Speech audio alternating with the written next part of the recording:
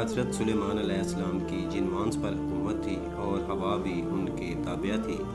ایک مرتبہ کا ذکر ہے کہ کچھ مچھر حضرت سلیمان علیہ السلام کے دربار میں حاضر ہوئے اور ہوا کی شکایت پیش کرتے ہوئے کہنے لگے کہ اے پیغمبر خدا، ہمارا انصاف فرمائیں، کیونکہ ہم ہوا کے ظلم سے بہت تنگ آئے ہوئے ہیں۔ وہ ہمیں باغ بغیچے میں کہیں بھی ٹھہرنے نہیں دیتی۔ حضرت سلیمان علیہ السلام نے مچھر کی شکایت سننے کے بعد فرمایا، اے انصاف کے طلبکار، تم نے اللہ تعالیٰ کا حکم دل و جان سے نہیں سنا۔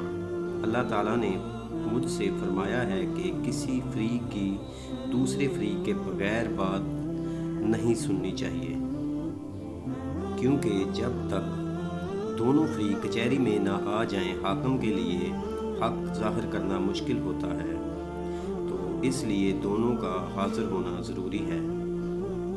اس سے حق ظاہر ہو جائے گا اور فیصلہ کرنے میں آسانی ہو جائے گی۔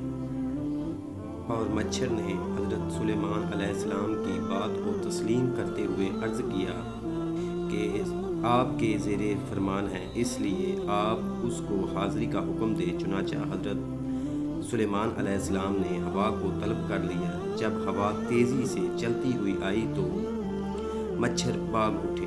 حضرت سلیمان علیہ السلام نے مچھر سے کہا کہ یہاں پر ٹھہرو تاکہ دونوں کی موجودگی میں فیصلہ کیا جائے۔ مچھروں نے بھاگتے ہوئے کہا، ہوا کے وجود سے تو ہماری موت ہے، تو جب وہ آ گئی ہے تو ہم کہاں ٹھہر سکتے ہیں، کیونکہ وہ تو ہمیں مار ڈالے گی۔